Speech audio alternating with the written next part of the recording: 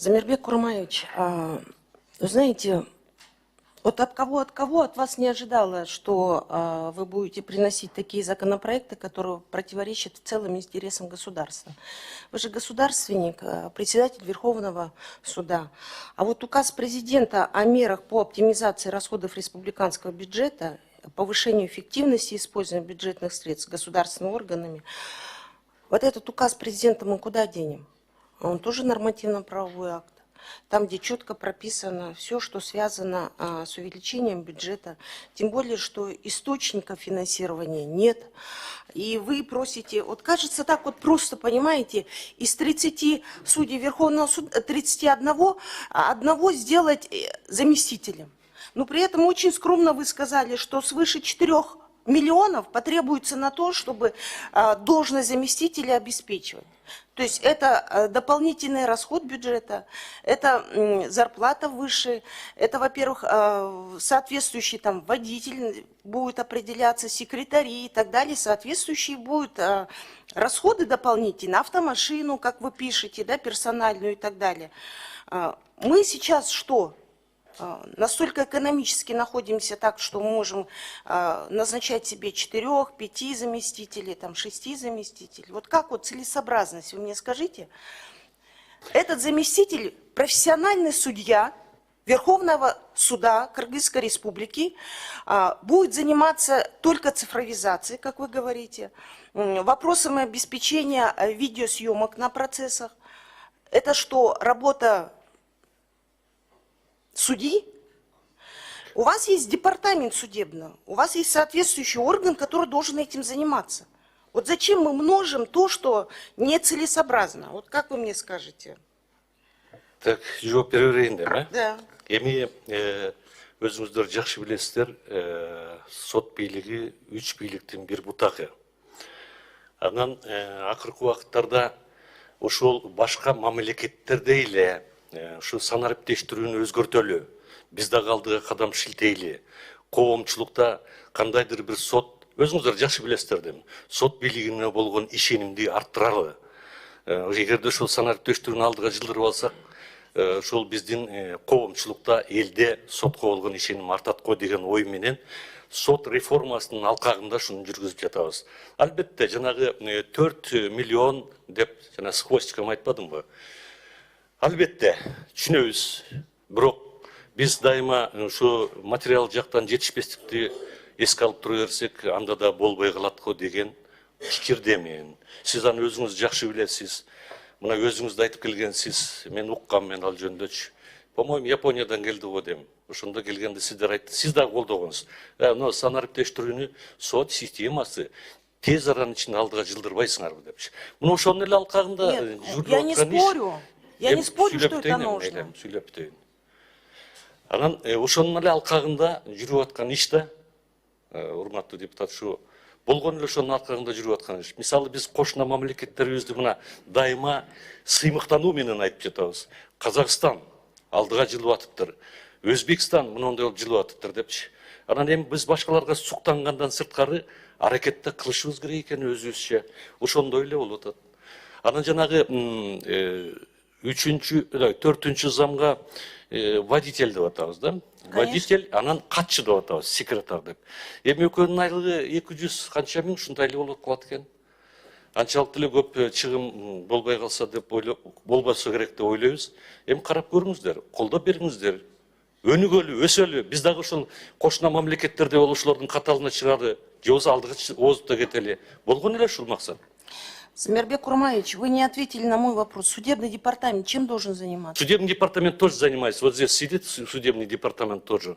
Но у вас целая структура, у Верховного суда есть целая структура, которая должна этим заниматься. Зачем, вот знаете, специалиста, да, судью Верховного суда, зная столько нареканий, я вот понимаю, что вы хотите усилить, например, судебную власть, там столько жалоб граждан и так далее, чтобы заниматься именно анализом каких-то вопросов и так далее. Если для этой цели нужна эта должность, то есть четвертый заместитель, я пойму, но отдельно для цифровизации, которая будет заниматься узко, именно специфической работы, зачем судью назначать тогда? Вы понимаете, зачем такую процедуру проходить? Зачем целый департамент, который сидит, этим не должен заниматься? Я не могу понять. Вот целесообразность, я у вас и спросила. У меня вопрос целесообразности и вопрос указа президента. Вопрос оптимизации. Там, где четко написано, что нельзя превышать тех расходов, которые предусмотрены. Вы госструктура. Так, Вопрос в этом стоит. Эми мындай да, сот департаменти деп айтып атасыз, сот департаменти бизди ушу материалдык техникалык жактан камсыздандыруу боюнча иштешет буларчы. Но это Сот материально-техническое, правильно?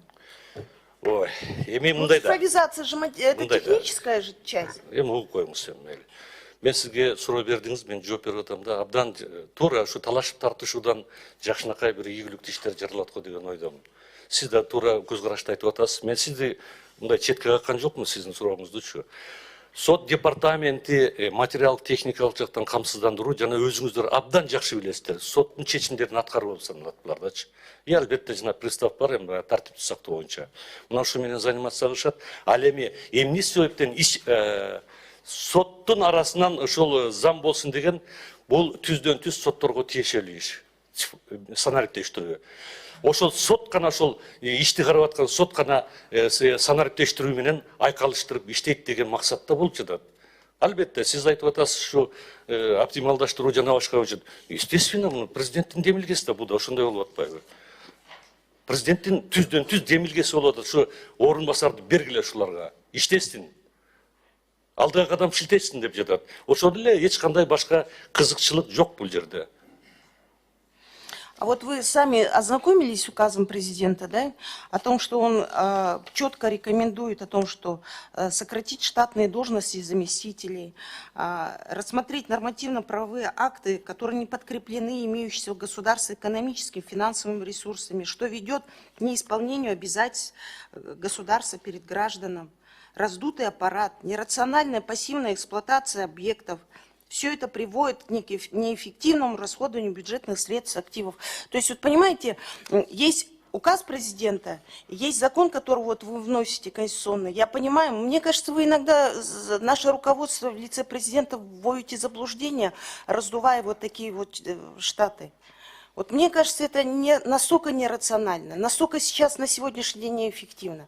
Я еще раз говорю, если бы единица занималась бы дополнением, дополнительную единицу, которая на самом деле улучшила работу вообще судебной системы в целом, я бы поняла, чтобы как-то сократить поток жалоб граждан. Ну, в данном случае заниматься только цифровизацией, как вы прописываете, я считаю, это на самом деле нерационально. Здесь представители Минфина есть, да? Алмаз Ахмажанович. Президенттің указы болғанда мен дағы жоопкерчиликти аламын. Ошондуктан президенттің указы жакында чыкты. Ал эми бул мыйзам долбоору июлда келген. Анан президент дагы Гүл Ахматкуловна окуп койсоңуз, президент дагы сөзсүз түрдө бул жөнүндө биз аппарат даярдайбыз, ошо сот бийлиги менен. Ал мыйзам долбоору июлда келген, президенттің указы жакында эле чыкты. Bunun bardığın prezident bilet, ошондуктан нормат депутаттар концепциясын колдоп берсеңиздер. Бияқта Минфиннин замы турат, Өмүржан Алмашевич. Урматтуу Гүл Ахматкуловна, урматтуу төрага. Ооба, биз буюрса 10 корунтуну бергенбиз, колдойбуз. На какую сумму вы дали? И как оно войдет в бюджет? Оно уже запланировано, да? Вот мы будем рассматривать бюджет. Ооба, азыр жана жогоруда баяндамачы айтып өткөндөй 4 миллиард 652 болду. 4 миллион кечиресиздер мен миллиард 4 миллион 653 миң карал эми талап кылынат. Бул жалпысынан. А вот на сегодняшний день вы же знаете, что у нас прожиточный минимум, да, какой в Кыргызстане. И вопрос социальной пособий и пенсия, оно ниже прожиточного минимума. Мы никак не можем где-то там что-то увеличить, да, если мы можем вот так вот спокойно раздувать штат.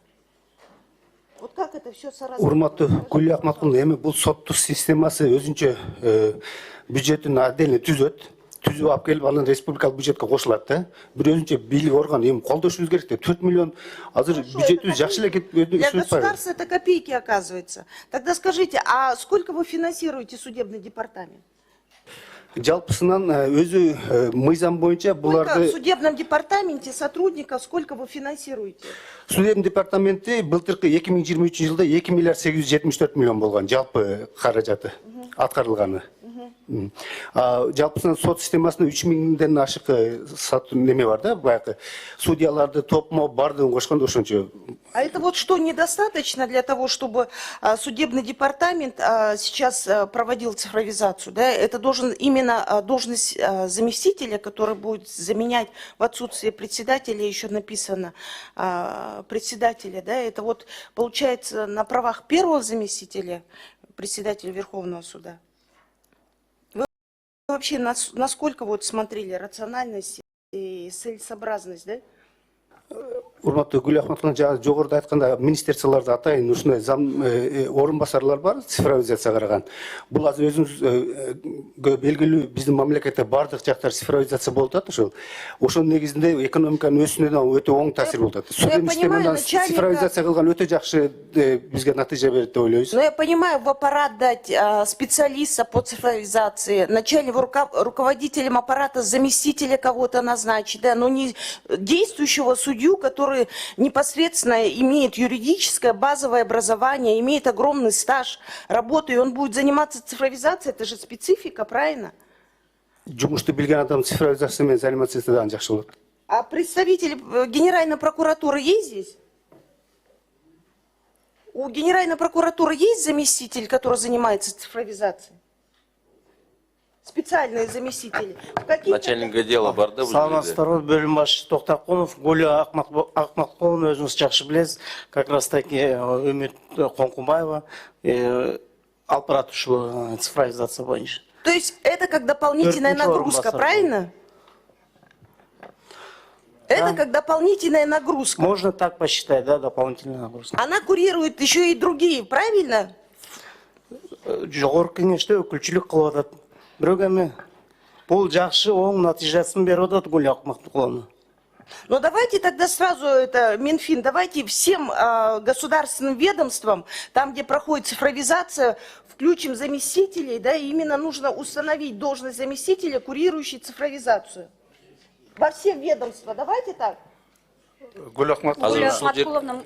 Ушул жерде Нурия Асылбекова отурат, сөз сурап атат да. Гуля Ахматқуловна, вы совершенно правильно говорите. По всем ведомствам уже сейчас имеются заместители министров по цифровизации. Если в судебной власти будет тоже человек, специальный человек, который будет курировать эту сферу, то мне кажется, что цифровизация очень быстрыми шагами пойдет по судебной реформе, в части судебной реформы. Мы в настоящее время тоже ведем активную работу с судебной ветви власти, и там есть проблема, то, что есть компетентные люди, но они не знают в части цифровизации. Мы бы их тоже взяли под свое крыло, тоже обучали бы, компетенции бы им повышали.